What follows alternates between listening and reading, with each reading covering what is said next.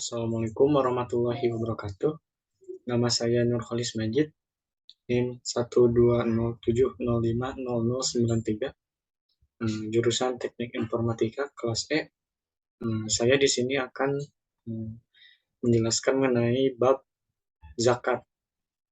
Saya dari referensi dari YouTube, yaitu dari Ustadz Adi Hidayat, dan juga fikih mengenai zakat yang diterangkan oleh Ustadz Adi Hidayat juga. Waduh.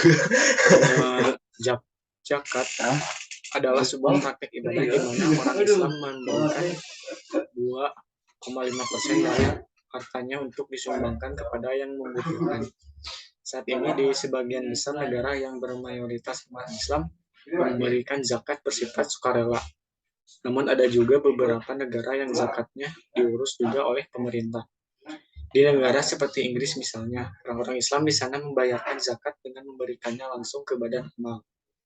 Berdasarkan pengertian zakat, maka zakat diartikan sebagai suatu konsepsi ajaran Islam yang mendorong orang Muslim untuk mengasihi sesama, mewujudkan keadilan sosial serta sebagai dan mendayakan masyarakat. Zakat menurut bahasa dan istilah. Zakat berasal dari bahasa Arab yang artinya mensucikan. Zakat adalah bentuk sedekah kepada umat Islam. Zakat diperlakukan dalam Islam sebagai kewajiban atau seperti pajak. Di dalam rukun Islam, berzakat ada di urutan ketiga setelah sholat. Meskipun zakat diwajibkan bagi umat Islam, tidak semua orang bisa berzakat. Ada beberapa syarat untuk berzakat, misalnya memiliki harta yang cukup atau tidak kekurangan. Dalam pandangan Islam, memberikan hartanya kepada orang lain yang membutuhkan bisa mensucikan jiwa mereka dan juga sebagai pengingat bahwa harta itu bukanlah milik mereka, namun milik Allah Subhanahu wa Ta'ala yang dititipkan kepada mereka. Umat Islam percaya bahwa semakin banyak memberi, maka Allah SWT akan memberikannya berkali-kali lipat di akhirat. Hukum zakat terdapat di dalam Al-Quran.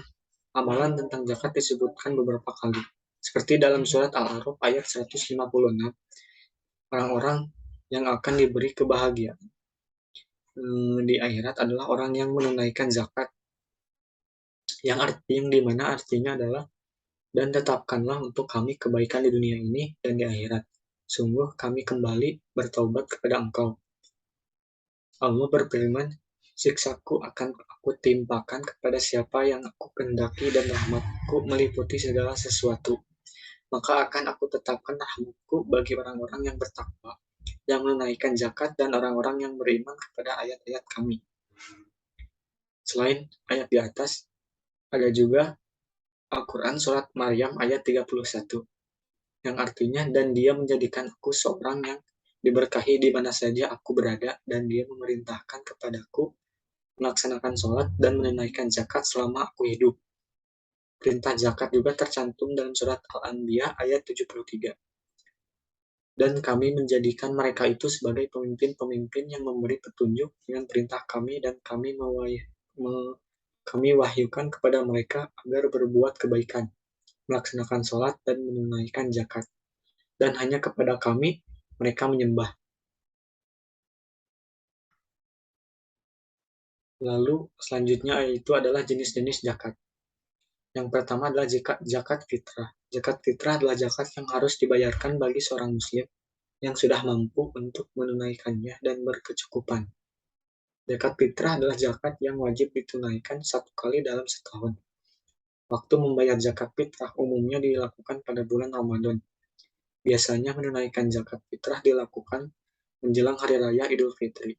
Selain itu, yang membedakan zakat fitrah dengan zakat yang lainnya adalah zakat fitrah diharuskan untuk ditunaikan sebelum melaksanakan sholat Idul Fitri. Zakat fitrah memiliki arti yaitu mensucikan harta. Hal ini dikarenakan di setiap harta seseorang adalah sebagiannya milik dari orang lain, terlebih lagi orang yang membutuhkan. Selain itu, harta yang ada pada manusia bukanlah milik mereka semua, namun itu adalah titipan dari Allah SWT seperti yang dijelaskan pada buku Pintar Puasa Ramadan, zakat fitrah, Idul Fitri, dan Idul Adha. Besar zakat fitrah yang Zakat yang harus dikeluarkan untuk zakat fitrah adalah sebesar 1 sa atau 2,5 kg beras. Dasarnya zakat bisa disesuaikan dengan konsumsi per orang dalam sehari pada waktu yang berlaku. Karena hal ini bisa berubah akibat inflasi di negara tersebut. Ketentuan ini berdasarkan pada hadis sahih. Yang kedua, zakat mal. Zakat mal adalah zakat harta. Sesuatu dapat disebut dengan harta apabila memenuhi syarat-syarat tertentu seperti dapat dimiliki, disimpan, atau dikuasai. Dapat diambil manfaatnya sesuai dengan harta tersebut. Contohnya adalah rumah, mobil, tanah, hewan, dan lain sebagainya. Syarat kekayaan yang wajib dizakatkan yang pertama adalah harta tersebut merupakan harta yang sepenuhnya adalah miliknya. Yang kedua adalah harta yang dimiliki bisa berkembang atau bertambah.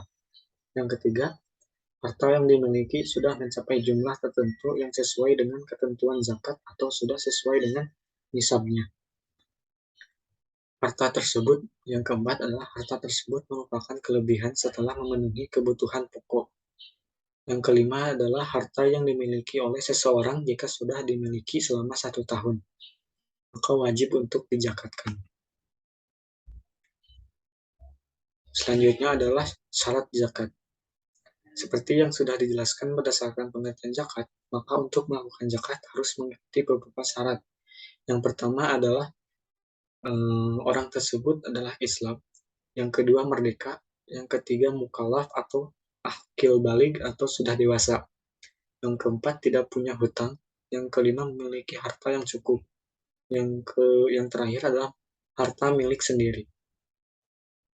Yang selanjutnya adalah rukun-rukun zakat. Yang pertama yaitu memiliki niat. Ketika menunaikan zakat, hendaknya membaca niat untuk berzakat.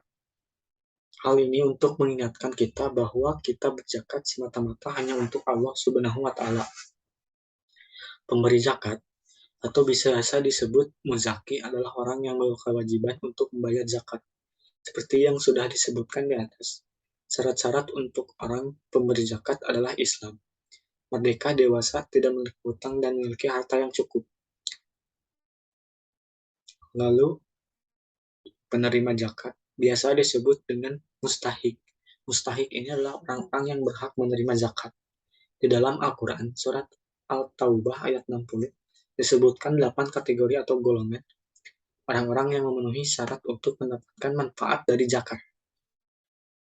Di mana artinya dari surat tersebut adalah sesungguhnya zakat itu hanyalah untuk orang-orang fakir, orang miskin, amil zakat, yang dilunakkan hatinya mualaf untuk memerdekakan hamba sahaya, untuk membebaskan orang yang berhutang, untuk jalan Allah, dan untuk orang yang sedang dalam perjalanan sebagai kewajiban dari Allah. Allah Maha Mengetahui, Maha Bijaksana. Orang yang hidup tanpa mata pencaharian, orang yang tidak bisa memenuhi kebutuhan pokoknya, orang yang mengumpulkan zakat, orang yang baru saja masuk Islam, orang yang bebas dari perbudakan melalui akad, orang yang memiliki hutang yang sangat besar, orang yang berperang di jalan Allah SWT, lalu dan sebagainya. Yang kedua adalah harta yang dizakatkan. Harta-harta yang wajib dizakatkan dalam zakat mal yang pertama adalah emas dan perak. Islam menganggap logam mulia seperti emas dan perak sebagai harta yang dapat berkembang. Seperti cek deposit, saham atau surat berharga lainnya termasuk dalam kategori emas dan perak yang bisa dizakatkan. Yang kedua adalah binatang ternak yang wajib untuk dizakatkan adalah hewan-hewan ternak yang besar, seperti sapi, kambing, kerbau, unta, ayam. Hasil pertanian yang wajib dizakatkan adalah hasil tumbuh-tumbuhan yang memiliki nilai ekonomis. Hasil pertanian yang bisa dizakatkan adalah umbi-umbian, sayuran, buah-buahan, tanaman hias, dan lain-lain. Yang keempat, harta perniagaan adalah semua yang digunakan dalam jual beli. Contoh dari harta perniagaan adalah alat-alat, perhiasan, pakaian, perniagaan atau perdagangan yang dilakukan bisa melalui perorangan atau perusahaan besar.